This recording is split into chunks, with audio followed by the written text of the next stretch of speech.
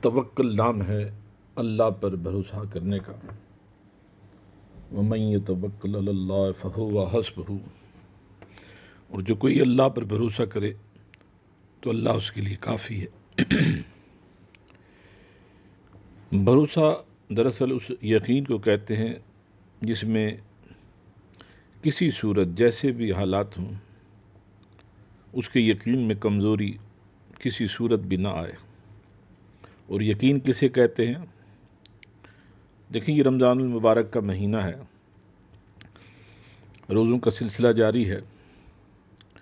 بحالت روزہ ایک روزے دار کا یقین اپنے روزے کے ساتھ کتنا اہم ہے، اور روزے دار اپنے یقین ہی کے ساتھ اپنا روزہ مکمل کرتا ہے۔ اور وہ اس کا یقین کیا ہے؟ گرمی کی شدت ہے، پیاس سے حلق خشک ہو رہا ہے، بھوک کی شدت کی وجہ سے طبیعت نڈھال ہو رہی ہے، کھانا پانی مشروبات موجود ہیں، کوئی دیکھنے والا نہیں، کوئی گواہی دینے والا نہیں، مگر روزے دار باوجود پیاس کے اور پانی کو ہاتھ نہیں لگاتا۔ طبیعت بھوک کی شدت سے کمزوری محسوس کر رہی ہے مگر کھانا نہیں کھاتا۔ کیوں؟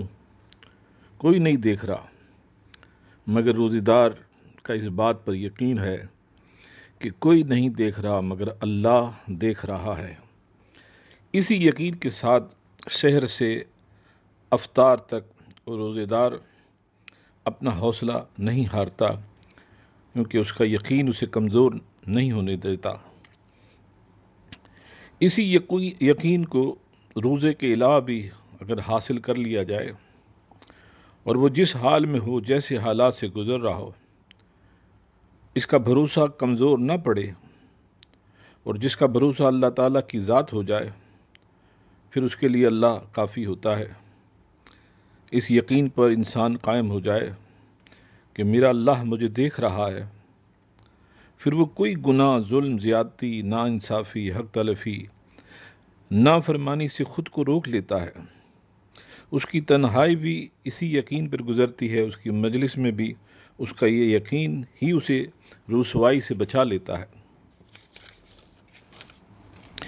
اور جو انسان جو ایسا نہیں کرتا، یعنی ایسا کرنا گوارا نہیں کرتے، ایسا کرنا وہ غیر ضروری سمجھتے ہیں، پھر وہ اپنے حالات میں الجھتے رہتے ہیں، کیونکہ ان کا یقین اپنے رب پر نہیں ہوتا، یا خود حالات سے الجھتے رہتے ہیں یا حالات انہیں الجھائے رکھتے ہیں۔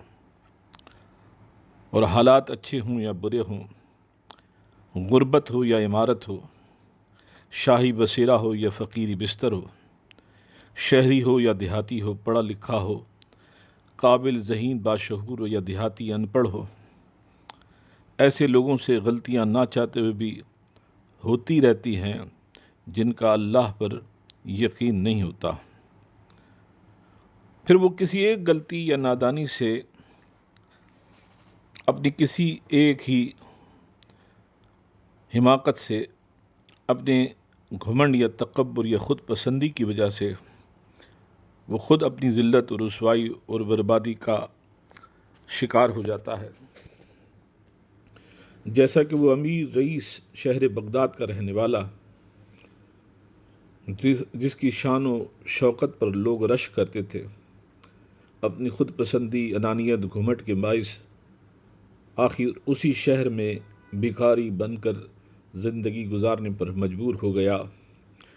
واقعہ اس طرح ہے کہ بوقت افطار بیوی اپنے شوہر کے ہمراہ دسترخوان پر بیٹھی ان گنت نعمتوں کے ساتھ آذان کا انتظار کر رہی تھی۔ اتنے میں ایک بھکاری سائل آیا، اس نے آواز دی، میں بھی روزے دار ہوں، اللہ کے نام پر مجھے بھی افطاری کے لیے کچھ عنایت کر دو۔ وہ شخص اسے نہ جانے اس وقت کی اس کی بد نصیبی نے گھیرا تھا۔ وہ اٹھا اور اس نے جا کر اس فقیر کو تھپڑ رسید کر دیا اور یوں کہہ کر دھتکار کر بھگا دیا کہ جب دیکھو منہ اٹھائے چلے آتے ہیں۔ وہ فقیر چلا گیا، آسمان کی طرف نظر کی نہ جانے دل ہی دل میں اپنے رب سے کیا اس نے کلام کیا، چلا گیا۔ اب اگلی بات سنیں۔ اسی طرح ایک بیوی اپنے شوہر کے ساتھ دسترخوان پر بیٹھی، وقت افطار اذان کا انتظار کر رہی تھی۔ اتنے میں دروازے میں ایک سائل نے آواز دی کہ میں بھی روزے دار ہوں، مجھے روزہ افطار کرنا ہے، کچھ افطاری کے لیے مجھے بھی اللہ کے نام پر دے دو۔ وہ شخص جو خوش بخت تھا، اس نے بیوی سے کہا کہ بے شمار نعمتیں پڑی ہیں، اس نے جس رب کے نام پر مانگی اسی رب نے ہمیں عطا فرمائی ہیں، یہ اٹھاؤ اور اسے جا کر یہ ساری چیزیں دے دو۔ بیوی اٹھی، دروازے پر پہنچی، اس فقیر کو دینے کے لیے ہاتھ بڑھایا۔ فقیر نے جو ہی سر اٹھایا، عورت چیخ پڑی، اس نے چیخ ماری، چیخ مارتے ہی بے ہوش ہو گئی۔ شوہر دوڑ کر آیا، اس نے اپنی بیوی کو سنبھالا، افطاری کا سامان فقیر کے حوالے کیا۔ فقیر چلتا بنا۔ شوہر نے تمام افطاری کا سامان فقیر کو دینے کے بعد وقت افطار، روزہ افطار سے فارغ ہو کر جب بیوی کی طبیعت سنبھل گئی تو بیوی سے پوچھا، کیا ہوا تھا تمہارے ساتھ جو اس طرح تم نے چیخ ماری؟ اس نے کہا، بڑی عجیب بات ہے، میں کس طرح آپ کو سناؤں؟ شوہر نے کہا، سنانا چاہو تو ضرور سناؤ۔ بیوی کہنے لگی، اے میرے سر کے تاج، آپ سے پہلے میں کسی اور کے نکاح میں تھی، یہ تو آپ کے علم میں ہے۔ وہ شخص بھی بڑا رئیس امیر اس شہر کا ایک نامور اور ایک حیثیت کا جانا پہچانا انسان تھا۔ اس کی شہرت کے ڈنکے پورے شہر میں بجتے تھے، اس کے پاس دولت کی رحل پہل تھی۔ اسی طرح رمضان کا مہینہ تھا، وقت افطار تھا، ہم دسترخوان پر بیٹھے اذان کا انتظار کر رہے تھے تو ایک فقیر نے آ کر صدا دی، میں روزے دار ہوں، مجھے اللہ کے نام پر کچھ افطار کرنے کے لیے دے دو، میں بھی روزہ کھولوں۔ نہ جانے میرے شوہر کو اس وقت کیا خیال آیا، وہ غصے میں اٹھا اور اس نے جا کر افطاری کے بجائے اس فقیر کو تھپڑ مار کر بھگا دیا۔ وہ تو چلا گیا، نہ جانے اس نے کیا بد دعا کی۔ بس اس کے جانے کے بعد وقت نے ایسی کایا پلٹی کہ میرے اسی سابقہ شوہر کے دن بگڑنا شروع ہو گئے، اس کے کاروبار کی حالت تباہ ہو گئی، طرح طرح کے نقصانات کی وجہ سے وہ مقروض ہوتا چلا گیا، یہاں تک کہ جو کچھ استعمال کا سامان، مکان، جائیداد وغیرہ سب بیچ دیا، مگر پھر بھی قرضے کا بوجھ نہ اتار سکا۔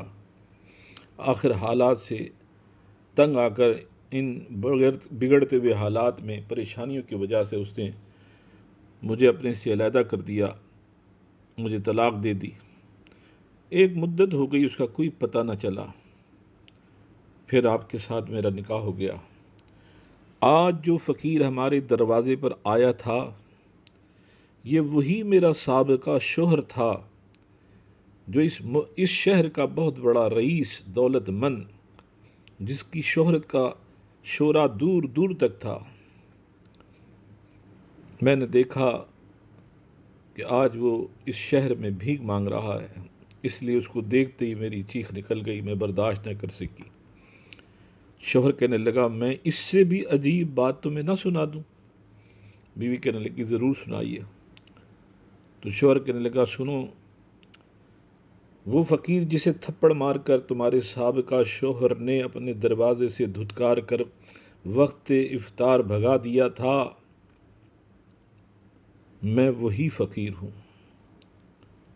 میں حالت فقیری میں انہی حالات میں، اسی روزے کی عالم میں تمہارے دروازے پر دستک دی تھی اور صدا دی تھی۔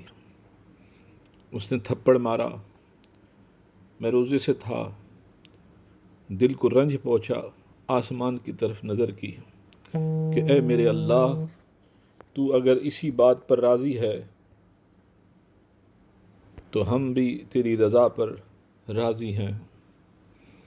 مجھے نہیں معلوم حالات نے کیا کروٹ بدلی، بس راہ چلتے مجھے ایک راہگیر ملا، اس کے پاس کچھ سامان تھا، وہ مزدوری کے لیے مزدور کو تلاش کر رہا تھا۔ مجھ سے کہا کہ اگر مزدوری کرو تو یہ سامان اٹھا لو، میں اس کا عوض دوں گا۔ وہ مچھیرا تھا، اس کے پاس بہت بڑا ٹوکرا مچھلیوں کا تھا، میرے کندھے پر رکھ دیا، میں نے وہ سامان اس کے مقام پر پہنچا دیا۔ اس نے عوض کے بدلے یعنی مزدوری کے بدلے مجھے ایک مچھلی دے دی۔ بھوک کی شدت تھی تو میں نے سوچا مچھلی کو بھون کر کھاؤں گا۔ جیسے ہی مچھلی کا پیٹ میں نے چاک کیا تو اس میں سے ایک ہیرا نکلا جو بہت قیمتی تھا۔ میں نے بازار میں فروخت کیا، اس سے مجھے اچھی بھلی رقم ملی۔ پھر میں نے اس پیسے سے تجارت شروع کی۔ بس دیکھتے ہی دیکھتے اللہ تعالیٰ نے مجھے اس شہر کا امیر رئیس بنا دیا۔ وہ مالک ہے، وہ جو چاہے کر سکتا ہے، وہ ذرے کو ستارہ کر دے، قطرے کو سمندر کر دے، سب اسی کے فیصلے ہیں۔ اس لیے میرے نبی صلی اللہ علیہ وسلم کا ارشاد ہے، جو چاہتا ہے کہ لوگوں میں قوی رہے، اسے چاہیے کہ وہ اللہ پر بھروسہ کرے۔ من یتوکل علی اللہ فہو حسبہ، اس کے لیے اللہ ہی کافی ہے جو اللہ پر بھروسہ کرتا ہے۔